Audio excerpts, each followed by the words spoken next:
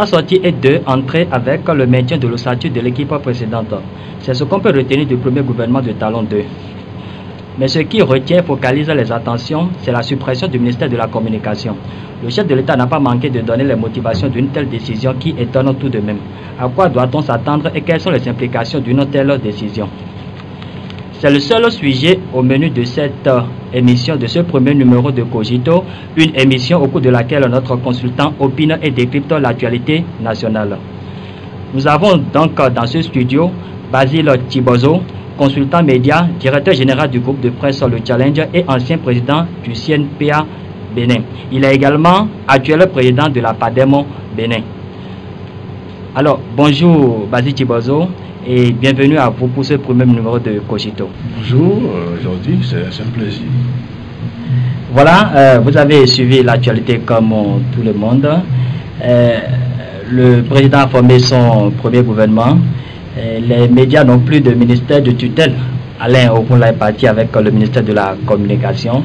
Et quel est votre avis à propos de cette décision qui est quand même extraordinaire? Merci beaucoup pour l'invitation. Donc je crois qu'il faut dire que cette décision qui est extraordinaire, mais qui est aussi révolutionnaire, et une décision qui, quoi qu'on dise, doit aider un peu les acteurs de la presse à se reformer, à se reconstituer, et à donner une nouvelle allure à leur corporation, à notre corporation.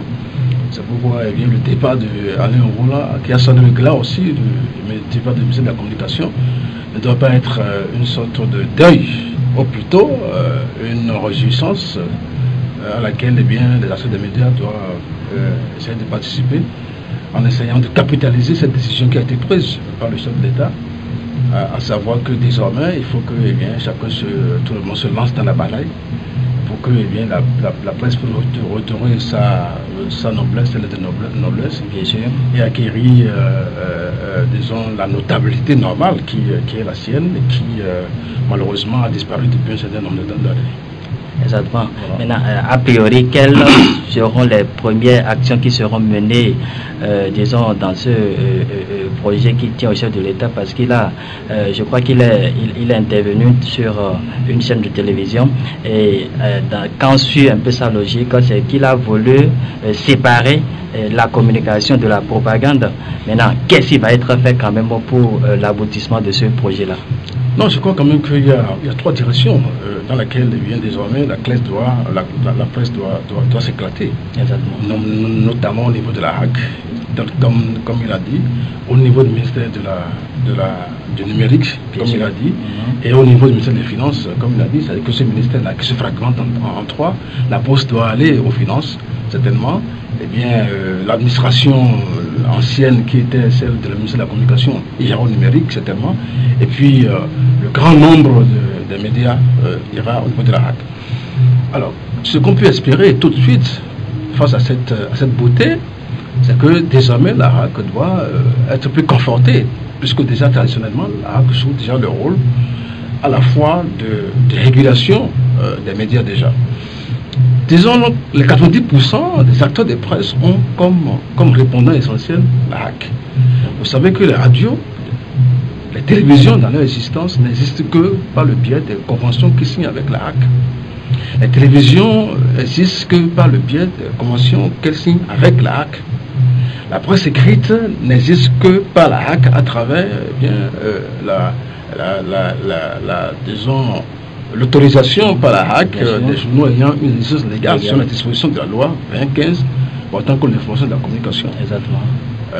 Les acteurs des médias, la fonction des médias n'existe réellement à travers la carte de presse que par la HAC. Ça veut dire que la HAC est, disons, fondamentalement la structure qui, disons, gère, gouverne la presse déjà. Avec le poids que le chef d'État vient de donner, ça prouve que la HAC doit monter en puissance, doit multiplier à la puissance N sa capacité pour pouvoir répondre un peu plus au niveau de cette desiderata-là, pour essayer d'être véritablement en phase avec ce qui a été dit. Donc loin du traditionnel, il faut beaucoup plus de dynamisme au niveau de la HAC, beaucoup plus d'entreprise au niveau de la HAC, beaucoup plus de punch au niveau de la HAC, pour que toutes ces formations-là, tous ces volets-là soient balayés. je n'ai pas oublié le volet formation, bien sûr, qui était déjà géré par la HAC. N'oubliez pas que lorsque le CNP en lance des avis de formation, la HAC, le PNB lance des programmes de formation, ça a été centralisé toujours par la HAC. N'oubliez pas que beaucoup de diplômés de l'ENA et autres là, de l'ESA et autres là, ont été possibles grâce aux formations, disons, initiées par les agences pétrolières, mais coordonnées par la HAC. Ça veut dire quoi? Ça veut dire que la HAC déjà joue un rôle fondamental dans cet environnement des médias là. Aujourd'hui, ce qui va booster plus la HAC, c'est la dotation des moyens. Et les moyens déjà existent par le biais d'une structure légale déjà. Une structure légale qu'on appelle le FADEM. Le FADEM, c'est une disposition de l'article 39 de la loi portant pour les fonds de la communication, existe déjà. Elle est déjà créée du point de vue administratif. Parce que les 5 membres de conseil de gestion sont déjà installés. Il ne s'agit maintenant que d'installer la structure, le secrétariat permanent, qui permet maintenant de lancer ce FADEM-là, ce fonds-là. Mais l'élément fondamental qui manque, c'est le nerf de la guerre. Et aujourd'hui, le nerf de la guerre, le chef d'État certainement va le donner, puisque le chef d'État a dit désormais, il faut que ça parte. Donc, si le fonds a la dotation nécessaire maintenant, ça veut dire que la révolution est totalement enclenchée. Donc, c'est ça qui permettra, par exemple, l'opération des grands projets structurants de la corporation. Bien sûr. Mais tant que le secrétaire exécutif n'est pas installé et adossé au fond, au comité de gestion, ça ne peut pas être possible. Si on a des indiscrétions, c'est que le dossier a évolué jusqu'à un certain niveau. Et il se fait que, c'est quelques couacs là qui sont en train d'exister pour que le secrétaire exécutif ne soit pas installé. Une fois que le couac sera, disons, sauté, ce verrou sera sauté, je crois que ça va de soi que, ça va pouvoir fonctionner et marcher comme de l'eau sur le feu. Ça veut dire quoi? Ça veut dire que tous les acteurs des médias aujourd'hui, y compris la HAC, doivent se mettre en position de synergie, de solidarité, pour que cette décision de la presse là, la décision prise par le chef d'État, puisse nous aider à nous en sortir. Voilà, vous rassurez les acteurs des médias et vous avez commencé par parler également du modus operandi. Mais dites-nous, qu'est-ce qu'il faut faire maintenant pour renforcer la HAC dans ses prérogatives? Parce que quand on tient compte de la nomenclature de l'équipe qui siège actuellement à la HAC, on a du mal à comprendre que cette équipe est capable de répondre aux aspirations et capable de mener à bien ce projet qui tient également au chef de l'État. Qu'est-ce qu'il faut faire concrètement au niveau des acteurs des médias pour renforcer les prérogatives de la HAC? Non, moi je crois qu'il faut sortir des sentiers de la diabolisation de la HAC actuelle qui est là.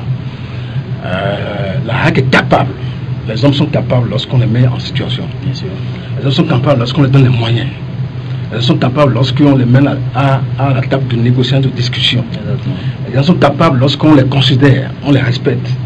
Je crois que ce déchirement de voile qui a été observé jusque-là avec l'association doit être comblé. Il faut que la HAC, le président, tous les conseils de la HAC puissent essayer de faire de la transcendance pour ne pas regarder un peu, disons, les tachycardies au niveau de la zone portuaire, pour aller vraiment les tendre la main, inversement pour que cette histoire marche. Deuxième chose, il faut que les agents professionnels aussi jouent le jeu, qu'on quitte un peu nos suffisances, qu'on quitte les récriminations, le fatalisme, qu'on quitte nos ergots, pour aller au niveau de la HAC, pour dire désormais qu'est-ce qu'on fait. Voilà que le chef d'État a décidé, qu'est-ce que nous devons faire. De toutes les façons, quel que soit le Alpha ou Oméga, il faut absolument que ça puisse être une réalité.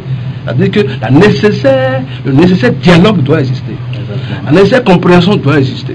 C'est pourquoi je voudrais demander vraiment à la HAC, demander dans une spéciale de faire le barreau d'honneur pour essayer de capitaliser cette décision qui a été prise par le chef de l'État.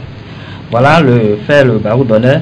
Et je suppose, même s'il y a la plus grande organisation, même s'il y a la cohésion au sein des zones des médias, s'il n'y a pas les moyens, je m'inquiète également à ce niveau. Est-ce qu'on peut compter sur la bonne foi du chef de l'État qui a décidé maintenant à mettre les moyens au niveau des hommes des médias pour l'aboutissement de ce projet? Est-ce qu'on peut compter sur sa bonne foi quand même? Moi je pense quand même que le président Athanase Guillaume Baptiste est un homme de parole. Bien sûr, c'est vous qui le dites.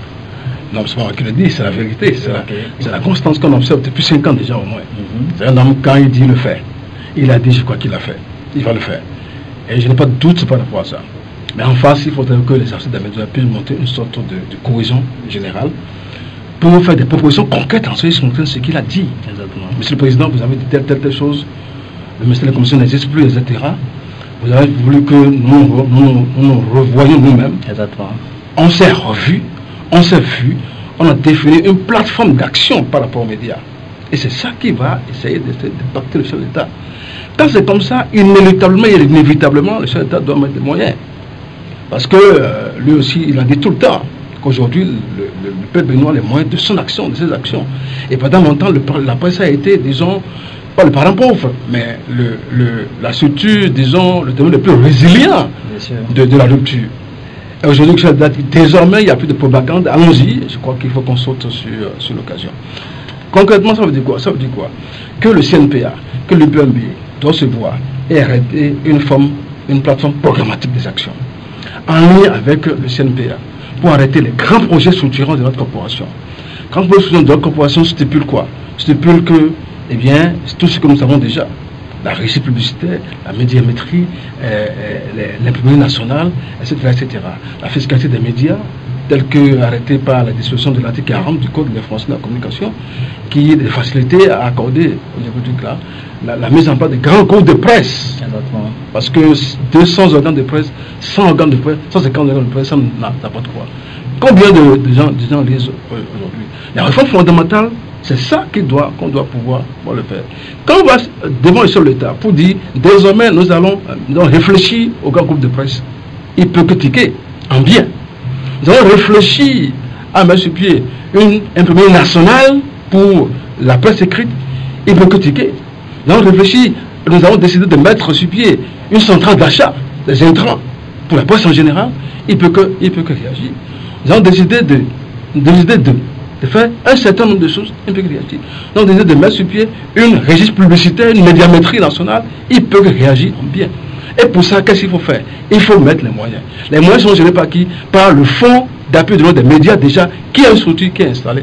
Exactement. Je crois que tout l'arsenal juridique est là. Tout le background est là. L'essentiel, c'est qu'on puisse mettre des pas sur le background pour faire de bons dits. Okay. Voilà. Bon, vous le dites si bien. Vous avez été membre de l'ODEM, vous connaissez un peu l'environnement des médias, ancien président du CNPA. Mais on se dit, mais avec la réalisation, avec la concrétisation de ces projets, les médias, les hommes des médias seront quand même considérés à leur juste valeur les prochaines années, si effectivement on arrive à réaliser ces projets-là. Et la question que je m'en vais vous poser... C'est pas encore la question? Non, c'est pas encore la question, c'est juste un constat que je fais et on attend vivement la concrétisation de ces projets-là. Est-ce que vous croyez que tous les journalistes, tous les hommes des médias sont aptes ou seront à même d'accepter le projet, d'accompagner cette vision du chef de l'État sans qu'il y ait une sorte de contradiction ou qu'il n'y ait pas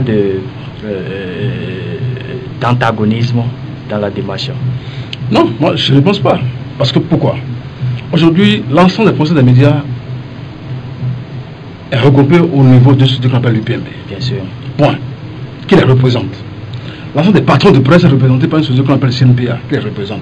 C'est les deux fêtiers, ça. Exactement. Les autres, c'est des sous-organisations qui portent des réflexions pour aider à animer le quota médiatique. Une fois que ces deux-là qui sont représentés, qui sont reconnus en la matière par la loi, vont en négociation, tout problème se tait. Tout le monde doit s'y embarquer. Et puis l'autre chose, compte tenu de la situation extrêmement précaire, bancale, totalement bizarre, où, disons, on tire le diable par le cœur aujourd'hui, le professionnel est complètement en difficulté. Elles sont mal laissées cette occasion-là pour dire que non. Tous les professionnels sont déjà prêts, moi je pense, et ne peuvent que prêts. Parce que ce n'est que ça désormais qui définit les choses. Comme je l'ai dit, c'est la HAC qui s'occupe de la délivrance de la carte de presse. La carte de presse est l'élément déterminant et fondateur pour 1% des médias. Ça veut dire quoi? Désormais, dans la rédaction, ne seront acceptés que les journalistes professionnels qui ont la carte de presse. Voilà. Et qui seront payés conséquemment. Payés conséquemment, ça suppose quoi? Ça suppose que l'organe de presse a un environnement qui le favorise. Lorsque c'est un groupe de presse, Lorsqu'on n'a plus 100 organes, lorsqu'on n'est plus 50, lorsqu'on a les groupes de presse, on a la capacité de gérer au plan interne, eh bien, les charges fixes des organes de presse. Bien sûr. Et c'est en cela que le journaliste, reconnu par la loi, professionnel en bonne et due forme, avec diplôme et tout, reconnu avec ancienneté, etc., tel que défini par les tests, sera payé et vivra décemment désormais de son art. Parce que justement, nous ne sommes pas encore dans l'ordre. Dans les ordres, on n'y va pas comme on veut. L'ordre des pharmaciens est réglé, l'ordre des avocats est réglé, l'ordre des agents est réglé. On n'est pas agité qu'il veut. Mais c'est que dans la presse, qu'il y a la large profession de la presse, et puis c'est ça qui est dommage. Donc, on ne peut que aller à l'assainissement et permettre à ceux qui sont des professionnels purs et durs de bénéficier de leur métier. Voilà, il faut aller à l'assainissement, bien sûr, et il nous faut également des réformes. Il faut penser également à la convention collective qui, j'avoue, est déjà caduque, qu'il faut changer. Il faut penser quand même à mettre en place des bases qui permettront à ce que les journalistes vivent de leur art. Vas-y Thibodeau, est-ce que vous avez un dernier mot par rapport à... Non, je tiens à vous remercier pour dire combien de fois moi je suis très content. Et au niveau de la PADER, nous sommes extrêmement contents de cette décision et nous allons apporter toute la réflexion qu'il faut en lien avec les fêtiers pour que cette décision qui a été prise puisse vraiment contribuer à l'épanouissement des médias. L'heure a sonné, basta ya pour tout ce que nous avons connu comme misère, comme fragilité. Je crois qu'il est temps que nous allions maintenant au niveau... l'heure de nous-mêmes a sonné, comme l'a dit Albert Évoque, j'ai à son âme. Je vous remercie. Ok, vraiment, l'heure a sonné et nous sommes à la fin de ce premier numéro de Cogito. J'espère que vous avez suivi avec intérêt les analyses de notre consultant Basile Thibodeau. Il est revenu sur cette décision, les implications et ce que ça peut apporter comme intérêt aux hommes des médias et aux médias en général. Prenez le rendez-vous pour le prochain numéro de Cogito.